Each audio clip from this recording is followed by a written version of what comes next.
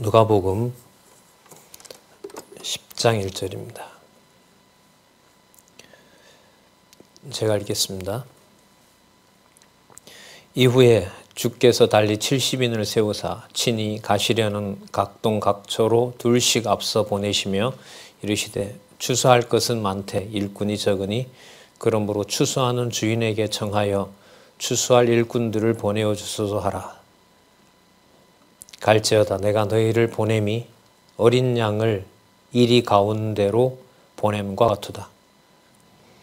일단 3절까지 읽었습니다. 우리 교재는 성경 강론 14권입니다.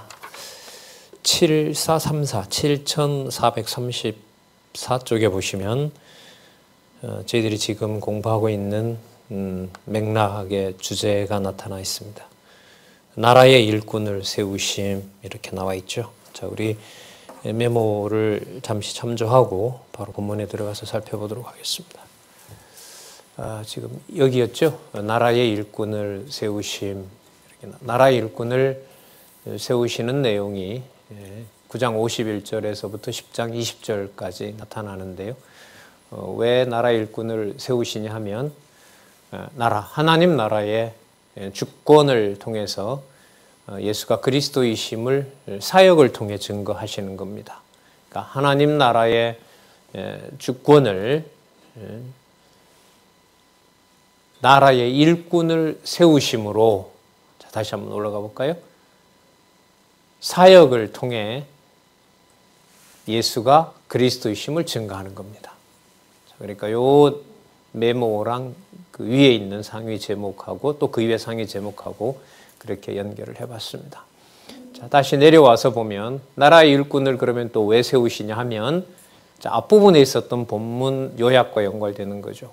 나라의 주인이시니까요. 나라의 주인에 의한 사역을 하셨으니까 그 근거를 가지고 나라의 일꾼도 세우신다 이렇게 됩니다. 일꾼을 세우셔서 하시는 일이 바로 뭐냐면 나라의 백성을 가르치는 겁니다. 자, 그러니까 나라의 주인에 의한 사역을 여기 한쪽 가로 일은 우리가 지나와서 여기다 기록을 하지 않았는데요. 나라의 주인임을 가르치시는 거죠. 그러니까 주인으로서 나라의 일꾼을 세우시고 또 일꾼을 세워서 백성을 가르칩니다. 그렇게 하셔서 당신이 주인이심을 통해서 사역하시는 거고요. 그것은 바로 나라의 주권자이기 때문에 그러시는 겁니다. 그럼 나라의 주권자시라면 이분이 바로 하나님 나라 사역을 하시는 이제 위로 올라가겠죠. 바로 메시아이시다. 이렇게 연결이 됩니다. 그러니까 이 메모 요약은 성경에 철저하게 바탕을 두고 있고 이제 상위 개념으로 갈수록 신학적 개념에 가까워지는 개념들이 많이 나타납니다. 예를 들면 주권, 그 다음에 줄인 개념이지만 하나님 나라 사역, 그 다음에 하나님 아들로서 성자의 사역, 이거 전부 다 이제 신학적으로 수백 년 동안 종교개혁 이후로 개혁파 전통에서 사용하던 그런 개념들입니다. 자, 문제 두시면서 우리 성경 본문을 살펴보도록 하겠습니다. 지난 시간 9장 51절에서부터 62절까지 배척을 당하시면서 나라의 주인처럼 보이지 않으시죠. 그러나 바로 그분이 나라의 일꾼을 주권적으로 택하여 불러내신다는 사실을 살펴봤습니다.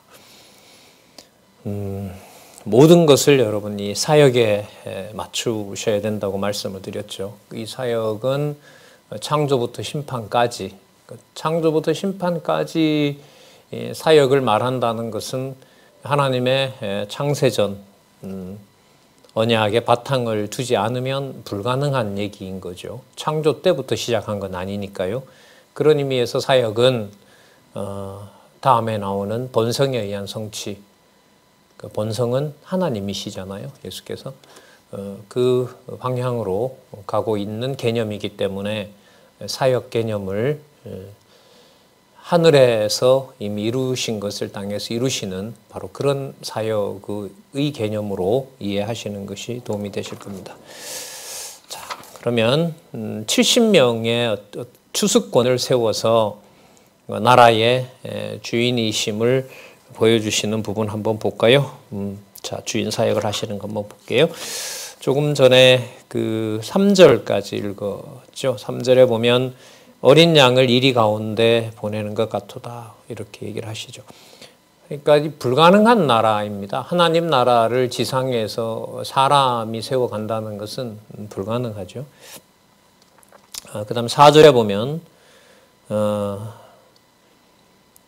길에서 아무에게도 문안하지 말라고 그러죠. 전대나 주머니나 신도 가지지 말라고 하고 길에서 아무에게도 문안하지 말며, 그러니까 알고 있었거나 유대인이라고 해서 특별히 그 사람에게 친하게 지내지 말라는 거죠. 왜? 너는 내가 하나님 나라의 일꾼으로 세웠기 때문에 그렇다는 겁니다. 그걸 뭐 인간적으로 배제라 이런 개념이 아니라 이 기록의 목적이 있죠. 나는 하나님 나라의 주인, 하늘에 속한 주인이기 때문에 땅에 있는 일들과 연관시키면 안 된다는 겁니다. 그래서 여러분 평면적으로 그냥 보면 길에서 아무에게도 문안하지 말라, 이걸 어떻게 그냥 뭐 의미 있게 볼 수 있겠어요? 그러나 지금 이 전체 맥락을 보면 이런 표현에도 나라 사역, 그리고 나라의 주인 되시는 사역, 이것을 분명히 보여주고 있는 개념이기도 하죠. 이렇게 하나씩 이제 살펴가도록 안내하고 있는 것이 강론집입니다. 이렇게 공부를 저도 그렇게 개인적으로 하고 있고요. 여러분들도 개인 공부하실 때에는 그렇게 해가시리라 믿습니다. 더 분명하게 확인을 하려면 맥락 없이 그 나라 사역에 대한 개념 없이 누가복음과 관련된 수많은 신학 주석들을 한번 펴보시면 얼마나 황당한 주석을 하고 있고 대부분 도덕 교과서로 가고 있는지 확인할 수 있습니다. 그거는 하나님의 말씀의 권위를 떨어뜨리는 거죠. 저희들이 그래서 신중하게 또 신중하게 그 말씀의 앞뒤를 살펴보고 있는 것입니다. 그리고 5절에 보시면 먼저 평안을 빌라고 얘기를 합니다. 이 평안은 그 예수께서 잉태되실 때 사역하고 연관이 되죠. 지극히 높은 곳에서는 하나님께 영광이요, 땅에서는 기뻐하심을 입은 사람들 중에 평화로다라는 개념하고 직결됩니다. 그러니까 사역이 하나님 나라에 속한 그 영원한 평안요, 그렇죠. 하늘에 속한 그 평안을 땅에 있는 것과 섞지 않게 하시는 바로 나라의 주인이심을 보여주고 있는 겁니다. 그러니까 우리가 생각하는 이 주인 개념, 우리가 보통 학교에서 배웠던 개념요, 그 개념이 저도 이런 개념을 보면 먼저 앞서요. 무슨 뜻이냐면 어떤 상황이냐 하면 성경 본문이 먼저 안 떠오르지 않는다는 거죠. 주인이 나 뭔지 알고 있어. 그건 상식적인 개념이에요. 성경의 바탕을 둔 주인이 어떤 개념이냐라는 것은 성경 본문을 한참 찾아야 되는 거죠. 그게 여러분들과 제가 글쎄 모르겠어요. 저는 배고픕니다. 그런 면에서. 이렇게 준비해서 전달하는 데 어떤 양식하고요, 진짜 생명의 말씀임을 확인해 주는 과정에서 깨닫게 하는 것은 여러분들도 아마 다르시리라고 믿습니다. 이렇게 전달할 때의 그 상황과요. 자, 어쨌든 계속해서 살펴볼게요. 평안을 빌고요. 그리고 그 평안이 너희들에게 그 집이 만약에 받지 않으면 너희들에게 돌아올 것이니까 그 평안이 공연불이 되지 않는다는 거죠. 바로 그 하늘에 속한 평강은 반드시 지켜지기 때문에 받아들이지 않는다고 해서 그걸 땅의 일처럼 받아들이지 말라는 겁니다. 역시 하늘의 그 주인 되심을 얘기를 해주고 있고요. 그리고 받아들이면, 영접하면 7절에 주는 것을 먹고 마시고 일꾼이 그 싹스를 얻는 것이 마땅하다라고 얘기를 합니다. 이럴 때 이 싹스를 복음을 전한 그 보답으로 참 주는 사람도 그렇고 받는 사람도 그렇고 하나님 나라의 주권 속에서 예수 그리스도께서 주인이심을 증거하는 차원까지 가려면 이것은 사람의 그 감정으로는 부족하다고 생각합니다. 불가능하다고 생각합니다. 아시는 것처럼 여러분 한국 교회가 돈에 무너진다는 거 여러분도 잘 아시지 않습니까? 많은 우리 말씀운동 역사에서도 그런 면들을 너무나 많이 보고 있고요. 그래서 주고받는 것의 자유로움을 내 스스로 인격적인 어떤 훈련을 많이 했다고 오는 것은 결코 아니라고 또 절감을 하고 있고 또한 했죠. 그래서 여러분 이 상황의 해석은 바로 나라의 주인이신 예수 그리스도의 주권요. 하나님 나라에 대한 주권. 그래서 영원한 하나님 나라에 속한 관점에서 이 재물을 보지 않으면 또 주고받는 것을 해석하지 않으면 여기에 자유로움은 있을 수가 없습니다.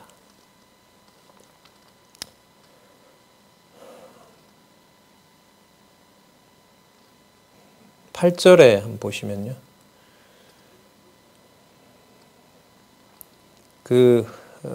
음식을 차려 놓으면 먹고 또 병자들을 또 고치면서 여기 핵심이 나오죠. 하나님 나라가 너희에게 가까이 왔다. 이미 임했다라는 겁니다. 그 하나님 나라를 전하라는 말은 주인이 가지고 있는 주인이 통치하는 하나님 나라를 전하라는 의미죠. 자, 9절에 나오는 하나님 나라가 너희에게 가까이 왔다는 것을 염두에 두시고요. 그 다음에 받아들이지 않으면 먼지를 떨어버리고 그러나 받아들이지 않더라도 11절 끝에 보시면 하나님 나라가 가까이 온 줄 알라고 합니다. 이걸 증거하는 거죠. 믿든지 않든지 결국 여기에는 심판 개념이 들어가요. 믿을 자를 믿게 하시고 믿지 못할 자를 믿지 못하게 하시는 엄격한 심판이 있습니다. 그리고 믿지 않는 상황에 대해서 매우 강하게 얘기를 하십니다. 당연히 주인이시니까요. 구약에 있는 사건을 배경으로 아주 무섭게 말씀하시죠. 13절에 보시면 소돔이 더 견디기 쉽다 그러면서 그 대상이 바로 고라신, 벳세다, 뒤에 보면 가버나움이죠. 저는 이걸 불신의 삼각지라고 부르는데 뭐 특별한 이유가 없어요. 예수 그리스도께서 나라의 주인이시니까 주권적으로 이 마을에 대해서 표적을 많이 보여주셨는데 믿지 못하게 하시는 겁니다. 오히려 소돔과 고모라가 더 나았다라는 평가를 하니까요. 멸망이 임박해 있는 거죠. 이미 믿지 않는 것이 이제 심판받은 일이기도 합니다. 14절에 보면 심판 때에 두로와 시돈이 너희보다 견디기 쉽다고 얘기를 하십니다. 그러면서 15절에 가버나움도 얘기하고요. 자, 16절에 보시면 이 상황을 나라의 주인으로서 이렇게 해석하십니다. 그러니까 믿는 것은 참 좋은 일이고 믿지 않는 것은 우리에게는 좋지 않는 일이다, 아쉬운 일이다 이렇게 말하잖아요. 그런 사고로도 안 됩니다. 이 사역 개념에서는 그게 맞질 않아요. 그러니까 내 어떤 기분에 따라서 말씀이 전해진다, 전해지지 않는다 이렇게 말을 할 수가 없습니다. 모든 이제 복음 사역이 그렇겠죠. 저도 하고 해보고 또 그렇게 많이 진짜 수없이 많은 걸 이렇게 겪었습니다만은 한 것에 대한 결과가 좋지 않았을 때 온몸이 벌써 반응을 하거든요. 거기에서 하나님 나라의 주권, 하나님 나라의 사역이라는 것을 망각하게 되면 늪에 빠지는 거죠. 16절 보시기 바랍니다. 너희 말을 듣는 자는 곧 내 말을 듣는 것이요. 여러분 이게 바로 사도권입니다. 사도권입니다. 일시적으로 특별히 주신 권한입니다. 그러나 진리의 말씀이 완성되면서 이 사도권은 더 이상 존재할 수 없습니다. 그리스도도 더 이상 계시지 않고요. 자, 그렇기 때문에 신학적으로 사도권에 대한 개념은 꼭 정리할 필요가 있습니다. 지금도 이걸 행한다고 하는 그릇된 지도자들이 있기 때문에요. 너희 말을 듣는 자는 곧 내 말을 듣는 것이요. 너희를 저버리는 자는 곧 나를 저버리는 것이요. 이것은 한 몸이라는 사실을 강조하죠. 그래서 나중에 나옵니다만 요한복음 17장 예를 많이 들었잖아요. 거기 가면 아버지와 아들과 또 아버지께서 아들에게 맡긴 자들, 바로 그들이 제자들과 또 이방인을 포함한 하나님의 백성들이죠. 그들도 분리될 수 없다는 사실을 나중에 확인할 수 있습니다만은 여기서는 그 사실을 간단하게 보여주고 있습니다. 나를 저버리는 것이요. 나를 저버리는 자는 나 보내신 이를 저버리는 것이니라. 참 엄격하죠. 말씀을 듣고 안 듣고 일이 우리가 전했으니까 참 듣는구나. 그래서 함께 기쁘구나. 이런 차원이 아닙니다. 하나님 나라의 그 계시 사역은요.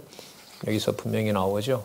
그 땅과 하늘의 일이 통일되는 것이 여러분 사역의 본질입니다. 하나님 나라 사역의 본질입니다. 그래서 교회 생활이 사람을 날아가는 것에서 그 편안함을 또 이렇게 인간관계에서 맺어지는 것에서 낙이 생긴다라고 하면 그건 착각인 거죠.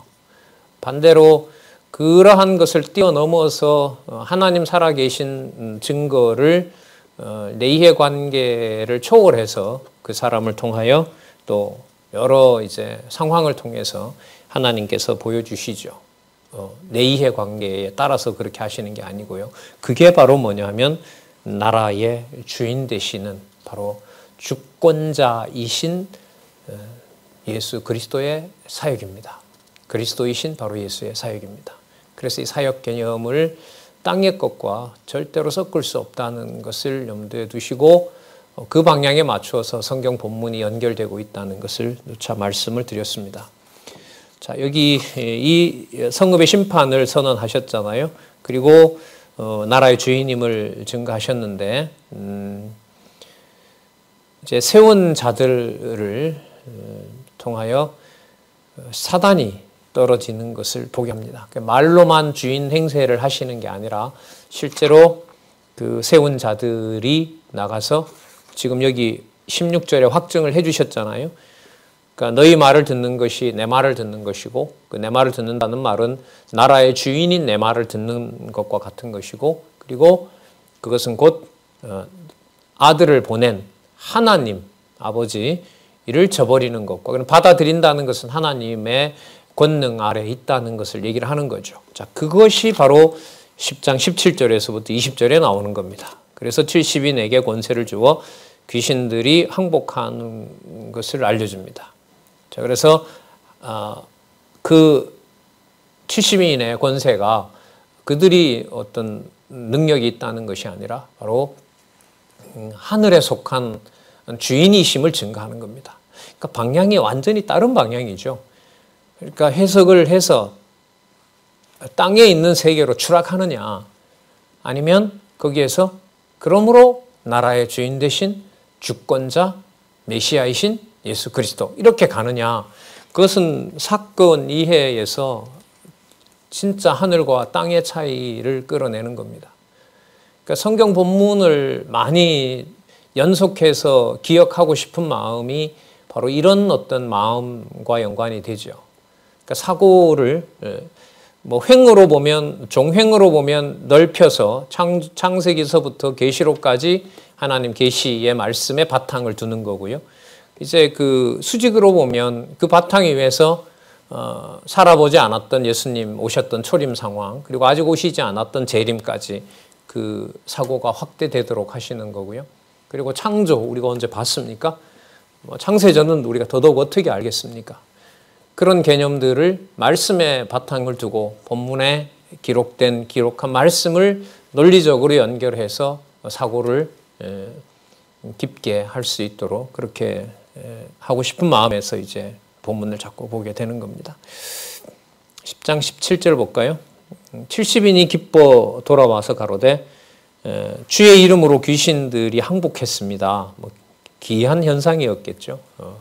감히 가지도 못했던 그 귀신 들린 자들에게 귀신을 쫓아냈으니까요. 예수님께서 응대하십니다. 사단이 하늘로서 번개같이 떨어지는 것을 내가 보았노라.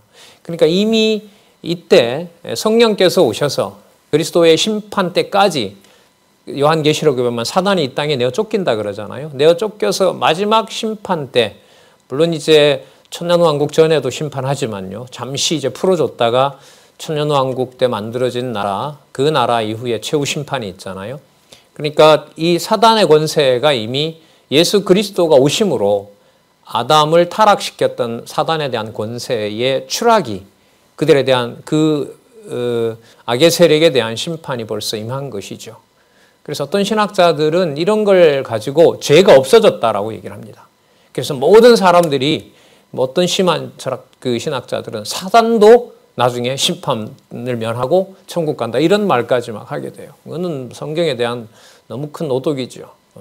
악을 다 예수님께서 갚으셨다 그런 어떤 막연한 전제를 가지고 그렇게 만인 구원론을 얘기하는 학자들이 점점 더 늘어나고 있습니다. 왜냐하면 기독교에만 특별한 구원을 인정하고 싶지 않기 때문에 그렇죠. 그 상황에서 성경 권위의 절대성을 얘기한다는 것은 이 시대에 사람의 일이 아닙니다. 어마어마한 사건입니다. 예.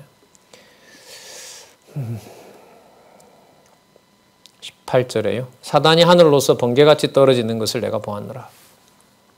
19절에 볼까요? 내가 너희에게 뱀과 정갈을 밟으며 원수의 모든 능력을 제어할 권세를 줬다고 합니다. 그러니까 너희를 해할 자가 결단코 없으리라 고 말씀을 하십니다. 그러니까 하나님 나라의 권세를 보여주시는데 그 정해진 것들을 막을 자가 없는 거죠. 이방인의 권세에 잡혀가더라도 면 그 로마서에 나오는 대로 모진 그 환난과 고난 속에 있더라도 하나님의 사랑에서 결코 끊을 것이 없다는 거죠. 그게 생명이라 하더라도, 권세라 하더라도, 천사라 하더라도 바로 하나님 나라의 통치자 되시는 예수 그리스도 이상 그 이외에 있을 수가 없는 겁니다. 그래서 교회 생활이 진리의 말씀에 토대를 둔다는 것은 심적으로 평안해지기도 하지만 동시에 하나님 나라의 주인 되는 절대 주권적인 그리스도의 사역을 눈에 보는 겁니다. 막 마냥 좋아라 이런 게 아니죠. 저는 그렇게 생각을 합니다. 지금 이 전체 분위기가 여러분 이게 무슨 우리끼리 막 환호하고 박수치고 이런 일이 아니지 않습니까? 보이지 않는 일을 지상에서 결코 알 수 없습니다. 인간은. 그걸 지금 예수께서 해석을 해주고 계시니까요. 19절에 제어할 권세를 주었으니 너희를 해할 자가 결탄코 없으리라. 20절 그러나 귀신들이 너희에게 항복하는 것으로 기뻐하지 말고 자, 잘 보시기 바랍니다. 너희 이름이 하늘에 기록된 것으로 기뻐하라 하시니라. 자 그러면 예수님의 이 사건에 대한 설명이 그야말로 우리가 늘 말하는 대로 위로 올라가고 있죠. 자 나라의 주인으로서 내가 주권을 가지고 있다는 것을 하나님 아들로서 하늘에 속한 사역을 한 것이다. 그래서 여러분 20절 요 9절 끝부분이 바로 위로 올라가서 하나님 나라 사역을 하는 분으로 예수 그리스도에 대한 소개로 끝나야 된다는 겁니다. 그게 성경 권위입니다. 그게 바로 우리가 배웠던 여호와 계시입니다. 여호와 하나님의 자기 계시인 거죠. 왜요? 당신의 영광을 작정하시고 창조부터 심판까지 당신의 살아계신 증거로 보여주려고 했기 때문에 그 방향으로 맞추어서 우리가 해석을 하게 되는데요. 그걸 지금 아까도 나왔었죠. 아까도 보면 16절에 나를 버리는 것은 나를 영접하는 너희를 영접하는 것은 나를 영접하는 것이고 나를 영접하는 것은 아버지를 영접하는 것이고 반대로 너희를 영접하지 않는 것은 나를 영접하지 않는 것이고 그것은 아버지를 저버리는 것이다 라고 얘기하신 것처럼 지금도 하늘에 기록된 것으로 기뻐하라는 말은 하늘에 속한 주인으로서 주권을 통하여 절대 주권을 통하여 하나님 나라의 사역을 하시는 분이므로 바로 이분이 누구이시다? 메시아이시다. 그리고 약속하신 대로 부활 승천하셨고 반드시 정한 때가 되면 이분이 재림하시고 천년왕국을 회복하시고 일시 사단에게 그 나라를 맡기고 최후 심판을 하는 심판주,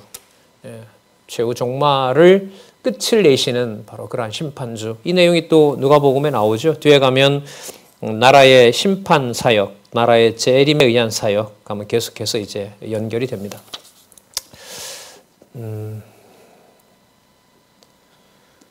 그 다음에 10장 21절에서부터 11장 13절이죠. 여기 한번 볼까요? 10장 21절에서부터 11장 13절은요. 나라의 일꾼을 세워서 세상 권세에 대해서 악의 세력에 대해서는 심판을 하시잖아요. 그러나 자기 나라의 백성들은 뭐 해주세요? 가르쳐주세요. 배척하지 않으시고 그들은 가르쳐주는 내용들이 나타납니다. 자, 먼저 10장 21절에서부터 24절까지 아버지 뜻대로 아들을 듣는 자가 복되다고 알려줍니다. 자, 21절에 보면 참 표현이 아주 기쁘고 놀라운 표현이죠. 예수께서 성령으로 기뻐하사 이렇게 나와요. 여러분, 그러면 이 본문이 20절에 나타났던 너희 이름이 하늘에 기록된 것으로 기뻐하라와 관계가 있어야 되겠습니까? 없어야 되겠습니까? 너무 분명하게 있지 않습니까? 성령으로 기뻐했다는 말은 본인이 주인 행세를 해서 기뻤다 이런 게 아니죠. 하나님 나라 사역을 하는 바로 하나님 아들로서 그 사역을 만족하게 누가 하셨다고요? 성령 안에서 이른바 삼위 하나님이라고 하죠. 그 삼위 하나님을 계시하시는 차원에서 21절 이 짧은 내용 속에 들어있는 거죠. 예수께서 성령으로 그렇죠. 잉태하게 하시고 태어나게 하시고 또 모든 매사를 항상 아버지의 기쁘신 뜻을 추구하게 하는 바로 그 능력, 바로 그것이 성령 아닙니까? 자, 성령으로 기뻐하사 아버지께 올바른 기도를 하죠. 천지의 주관자이신 아버지여, 지혜롭고 슬기 있는 자들에게 숨기고 어린 아이에게 나타내심을 감사하나이다. 그러므로 이 지식은 땅에 속한 것이 아니라 나라에 속한 주인만 알 수 있는 것이고 그것은 바로 저에게 맡겨진 주권이고 제가 하나님 나라 사역을 하고 있는 것입니다. 그러니까요, 누가복음의 내용은 아주 상세하게 기록한 본문이라고 하잖아요. 그런데 그 일은 땅에 일어난 기록들을 상세하게 기록한다는 의미가 아닌 거죠. 지금 이 흐름으로 보면. 하늘나라에 속한 통치가 어떤 것인가를 상세하게 알려주는 겁니다. 그러니까 지상에 속한 어떤 그 구조나 그 심정으로는 따라갈 수 없는 거라는 거죠. 그걸 예수님께서 의도적으로 다 깨시면서 하늘에 속한 사역으로 인도하고 있다는 것을 지금 우리는 확인하고 있습니다. 어린아이들에게 나타내는 것을 감사하고요. 그러면서 옳다고 하시고 이것이 아버지 뜻이라고 합니다. 22절에 볼까요? 이게 나라 사역의 근거가 되는 겁니다. 좀 중요한 구절이죠. 내 아버지께서 모든 것을 내게 주셨으니, 그러니까 나라의 주인이시죠. 제목이 진짜 너무 명확하게 달려 있어요. 이 결혼 구조에 나타난 그 의미들을 2019년 우리 4차 개정이죠. 최종판이라고도 할 수 있는데요. 성경 강론 전집이 나온 이후로 그 위로 올라가면서 짧아지는 그 의미에 여러분들도 많은 의미를 두고 공부하시리라고 봅니다. 내 아버지께서 모든 것을 내게 주셨으니 아버지 외에는 아들이 누군지 아는 자가 없고 아들과 또 아들의 소원대로 증거를 받은 자 외에는 아버지가 누군지 아는 자가 없나이다 하시고 제자들을 돌아보시며 종용이 이르시되 너희의 보는 것을 보는 눈은 복이 있도다. 심오해지지요? 그 22절 중간에 끝부분 보세요. 아들의 소원대로 증거를 받은 자. 이게 여러분 사역을 볼 수 있고 볼 수 없고를 주권적으로 정하신 거예요. 그러면 참 제목이 너무 맞지 않아요, 여러분? 어떻게 생각하세요? 9장 18절에서부터 21절 나라의 주권에 의해서 아까도 나왔지만 지금은 너무 명확하게 나왔잖아요. 아들의 소원대로 증거를 받은 자 아니면 모른다. 이걸 왜 그렇게 말씀하실 수 있어요? 본인이 주인이시니까요. 그럼 어디 일을 하시는 거예요? 나라 사역을 하시는 거예요. 그럼 여러분 말씀을 안내하는 저를 비롯한 많은 우리 동역자들이 어디에 시간을 보내고 어떻게 시간을 아껴야 되는지 이 성경신학의 공부 방법론이 여기서 나옵니다. 예. 제목에 이런 것을 확인하는데 이 구절이 성경에 과연 어떤 근거를 두지? 안 들어올 수가 없어요, 눈에. 이렇게 들어오잖아요. 그러면서 예수님이 더하십니다. 23절 중간에 너희가 보는 것을 보는 눈은 복되다. 그럼 다른 사람들은 못 본다는 거죠. 왜 못 보냐 하면 22절 끝에 아들의 소원대로 증거를 받은 자가 아니기 때문에요. 그러니까 아들이 소원하지 않은 자예요. 그가 못 믿는 거예요. 그리고 우리 씨 뿌리는 비유 가끔 말씀드리잖아요. 어떻게 하실지 몰라요. 그 모든 관리 방법은 주권에 달려 있습니다. 그런 면에서 인간적으로 보면 두렵죠. 오늘 이렇게 좋아하다 그냥 말씀이 잘못됐다고 가는 경우 우리는 뭐 한두 번 봤습니까? 제 스스로도 여러분들도 그런 걸 느끼시지 않나요? 아, 여기서 못 믿어지게 하면 별 수 없구나. 그런 그 절박함도 여러분들도 아마 느끼시리라고 봅니다. 사실 뭐 제가 꼭 믿어야 진리는 아니에요. 그래서 제가 선지서 하면서 그런 말씀을 드렸는데, 깨닫지 못하게 해서 진리의 맹인이 된다 하더라도 하나님 살아 계신 것만큼은 건들지 말아 주시기 바랍니다. 이런 기도를 하고 싶다고 했잖아요. 예, 너무 엄격하죠? 여기 보시면. 아들의 소원대로 증거를 받은 자를 보는 것을 보는 눈, 그래서 복 있는 자라고 얘기를 하고 있습니다. 그 반대로 생각하면 그렇게 안 하신 자들이죠. 허락하지 않는 자들입니다. 24절, 내가 너에게 말하노니 많은 선지자와 임금이 너희 보는 바를 보고자 하였으되 보지 못하였으며 너희 듣는 바를 듣고자 하였으되 듣지 못하였느니라. 그러니까 하늘에서 이루어진 것을 땅에서 이루는 일, 그러니까 사역 개념이 어디에 속한 개념으로 올라가야 돼요? 반드시? 그렇습니다. 하늘에 속한 개념으로 반드시 올라가야 되는 거죠. 자, 이게 주석에 보면 그 7443 본문 시작하는 5번째 줄에 보면 그리스도를 보는 제자들의 눈이 복이 있다며 구약시대 많은 선지자와 임금이 그리스도를 보거나 하나님 나라의 복음을 듣고 싶었어도 듣지 못했다는 뜻으로 가르치신 것이다. 그 여러분 아시는 것처럼 다윗이나 솔로몬, 모세 다 잠시 그 모형을 보여줬지만은 결코 못 만났잖아요. 그 일이 지금 이루어진 거예요. 그리고 지혜롭고 슬기 있는 자들에게는 감추셨어요. 왜냐하면 아들의 소원에 증거를 받지 않은 거니까요. 본인이 소원하는 자가 아니에요. 말씀을 깨닫기를 원하는 자가 아니고요.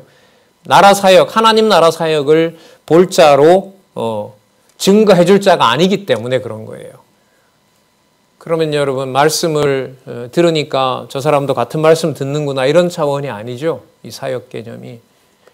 그러니까 참 어떤 면에서는요. 인간적으로 이렇게 몸으로 다가오는 걸 느끼면 참 그 절망이라 그래야 되나요? 이런 헤어나올 수 없는 곳으로 성경이 몰아가요.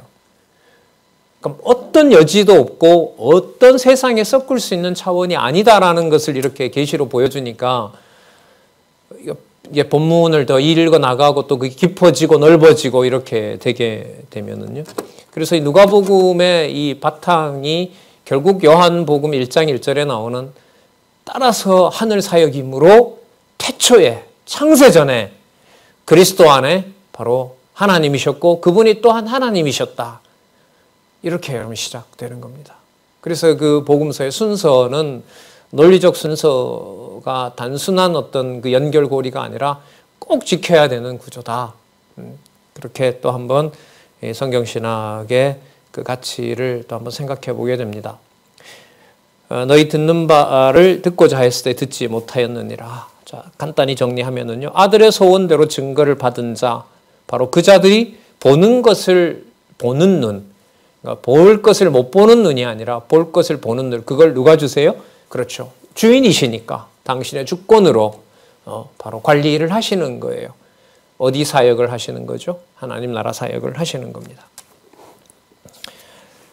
자, 그 다음에 연결을 이렇게 시켜볼게요. 조금 전에 22절에 아들의 소원대로 증거를 받은 자 외에 아버지가 누군지 아는 자가 없다고 했잖아요. 그러면 그 다음에는 나올 내용은 아들의 소원대로 증거를 받아서 아버지가 누군지 아는 자, 육신의 아버지가 아니라 하늘에 계신 아버지가 누군지를 아는 자가 누구인지를 주인으로서 절대 주권적으로 선택하시는 예를 다음에 나오는 예를 통하여 보여주세요. 그게 바로 그 유명한 강도 만난 자의 이웃이 누구냐라는 사건하고 관계됩니다. 이 사건은 단편적으로 아시죠? 그런데 이 사건 앞에 지금 살펴봤던 이런 본문이 있는 것은 저희들이 너무너무 취약합니다. 모여서 뭔 일 하고 이전의 문제 보다가 수십 년 동안 확증되고 또 거듭 확인한 이런 성경신학과 관련해서 말씀을 드리면 배고픈 것이 아니라 저는 아직도 우리는 굶주려 있다라는 생각을 많이 합니다. 진짜 여하하면 조금이라도 시간을 주면 그 본문이 어떤 말씀으로 계시의 기록이 완결되었는지를 또 확인하고 싶은 마음인 겁니다.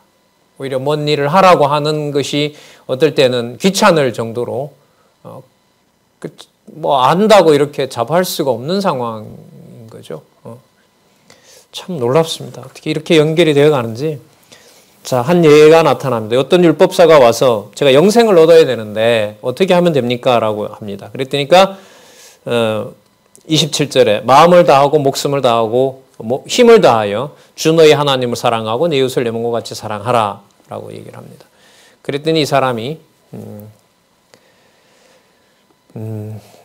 29절에 보면 이 사람이 자기를 옳게 보이려고 예수께 여짜오되 그러면 내 이웃이 누구오니까 제가 다 하는데 자기를 옳게 보인다라는 말은 자기가 모든 것을 할 수 있고 자기가 하는 일이 옳은 행동이다. 그리고 옳은 행동을 해왔다. 그리고 예수님이 그렇게 얘기를 하면 제가 그것을 다 했습니다. 이렇게 얘기할 것을 예수님이 아시고 그래?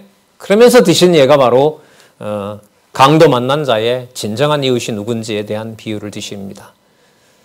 자, 어떤 사람이 예루살렘에서 여리고로 가다가 강도를 만났습니다. 그 반 죽게 되었어요. 자, 31절에 제사장이 지나갑니다. 그냥 지나갑니다. 32절에 레위인이 지나갑니다. 지나가 버렸습니다. 33절에 어떤 사마리아인, 그러니까 이방인인 거죠. 그리고 아주 유대인으로 봤을 때는 같은 핏줄이었다가 배반하고 나가서 결국 망해버리고 흔적도 별로 없는 바로 사마리아인, 같은 땅의 구역으로 있는 것조차 부끄러워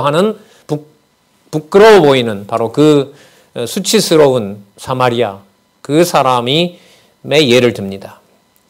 자, 이 사람이 가까이 가서 기름과 포도주를 상처에 붓고 또 주막으로 데리고 가서 35절에 보면 데나리온 2를 주고 돌아오는 길에 비용이 부족하면 더 주겠다라고 얘기를 하십니다. 자, 이 비유를 들고 36절에 내 의견에는 이 세 사람 중에 누가 강도 만난 자의 이웃이 되겠느냐?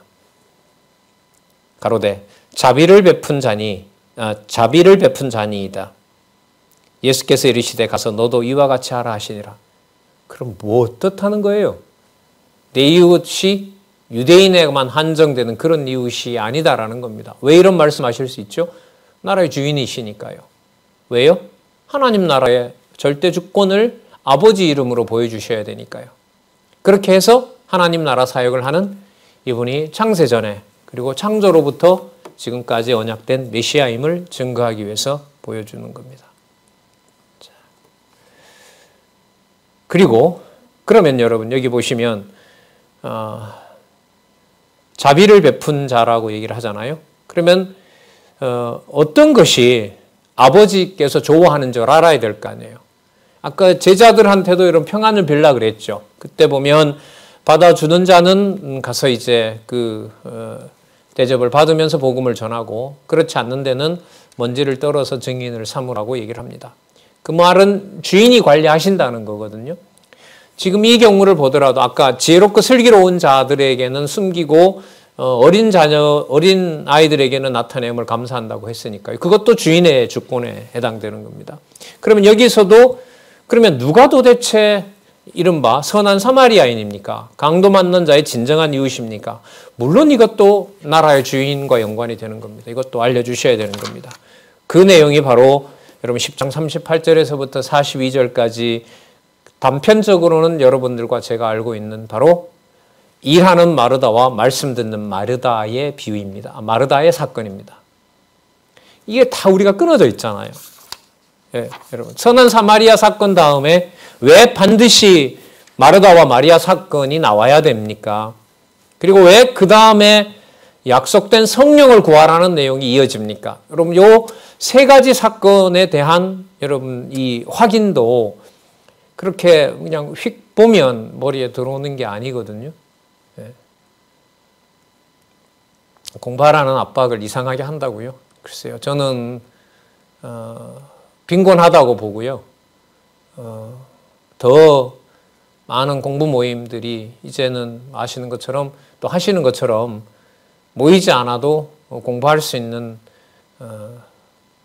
많은 방법이 있기 때문에 저 역시도 게을러질까 봐 좀 질책하는 의미에서 다시 한번 이렇게 같이 강조를 해봅니다. 자, 조금 전에 자꾸 이런 얘기를 하면 맥락이 끊어져요. 자, 아까 자비를 베푼 자. 그럼 선한 강도 만난 자의 이웃이 누굽니까? 했을 때, 자, 여러분, 마르다와 마리아 중에 바로 마리아다라고 얘기를 합니다.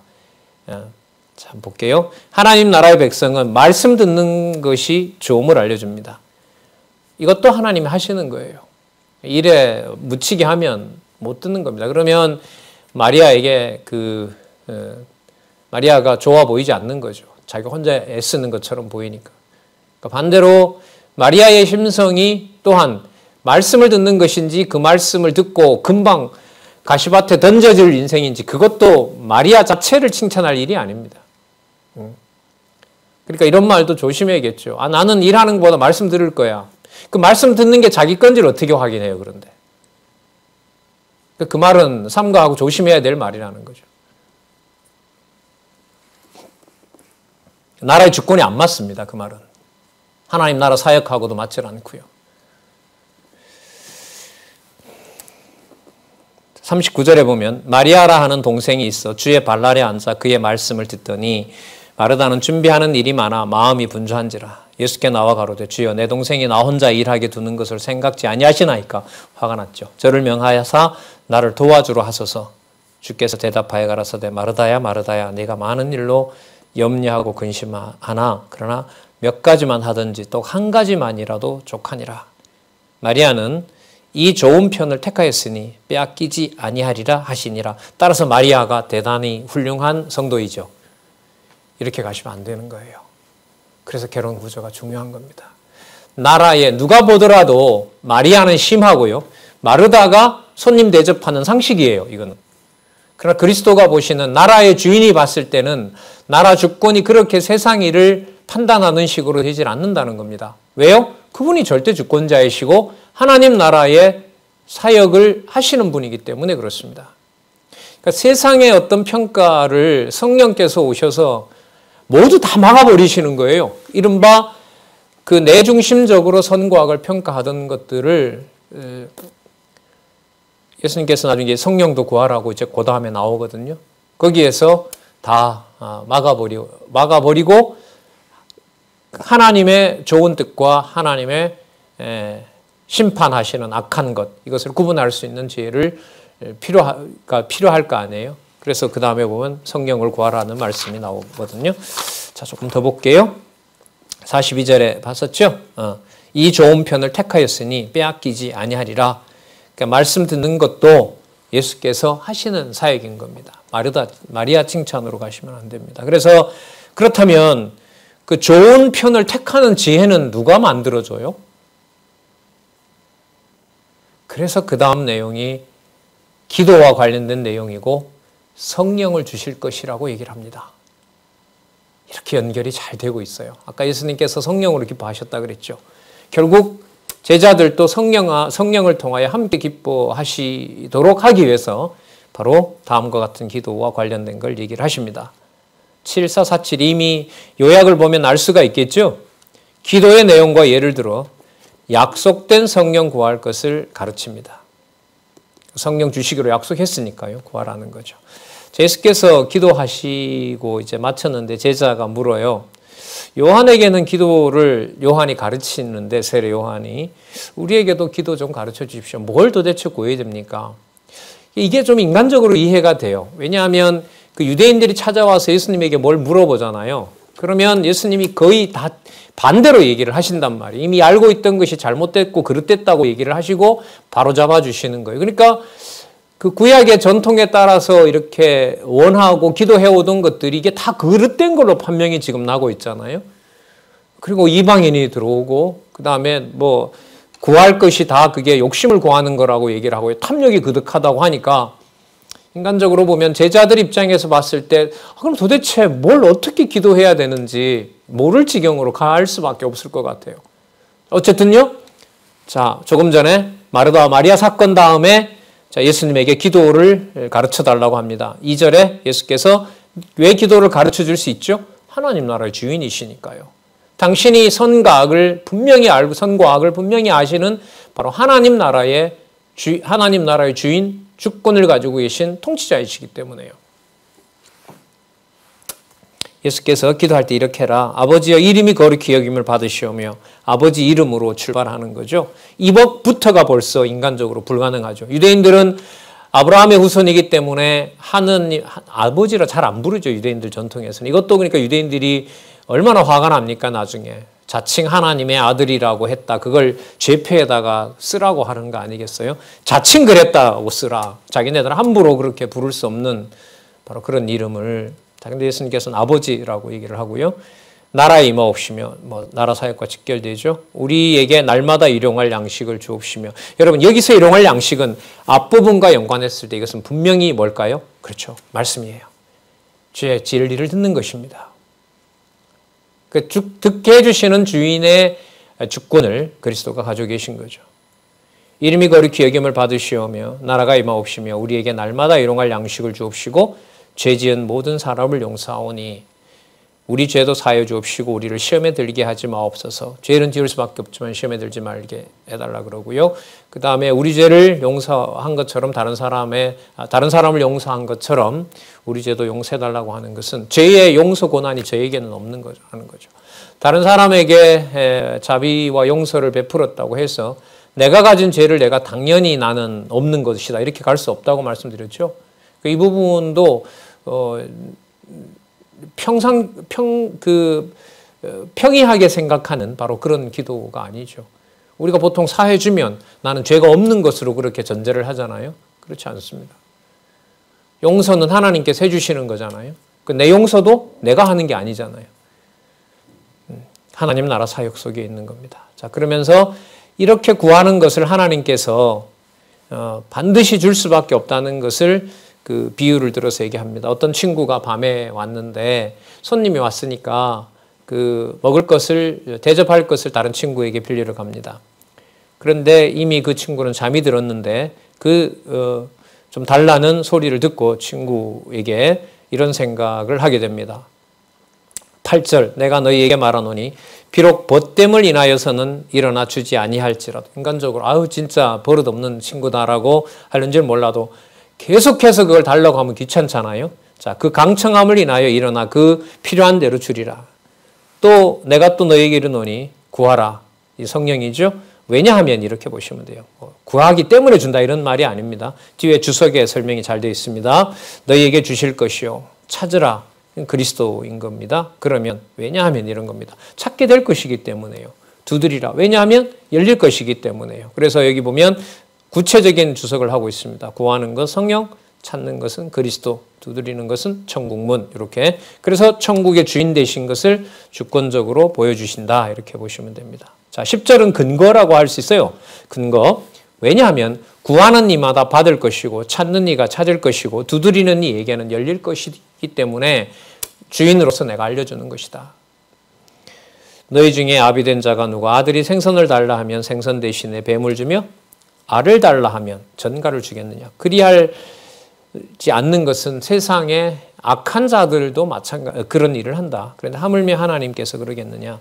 13절 너희가 악할지라도 좋은 것을 자식에게 줄 줄 알거든 하물며 너희 천부께서 구하는 자에게 성령을 주시지 않겠느냐라는 것이 마르다와 마리아 사건 다음에 오는 바로 약속된 성령을 통하여 하나님의 말씀을 들을 수 있다라는 것을 더욱더 확증을 해 주십니다. 그래서 오늘 우리 9장 18절부터 지금 계속해서 13절까지죠.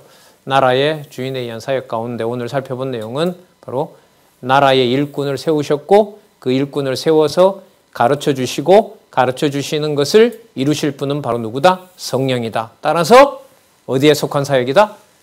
나라의 주권을 통해서 나라 사역을 하시는 바로 예수가 그리스도이신 증거입니다. 자, 그러면 여러분 성령을 주지 않게 되면 어떻게 될까요? 어떤 지혜와 슬기를 가지고 있더라도 그는 하나님 나라에 합한 자가 아니라는 사실을 예수님께서 나라의 주권자로서 뭘 하세요? 심판하시는 내용을 우리가 14절부터 살펴보도록 하겠습니다. 다음 시간에요. 그래서 나라의 권세에 의한 사역으로 나라의 대적들을 책망하는 내용을 살펴보도록 하겠습니다. 기도하겠습니다. 하나님 아버지 감사합니다. 귀한 진리의 말씀 진짜 아무리 생각해도 거저받고 또 거저받습니다.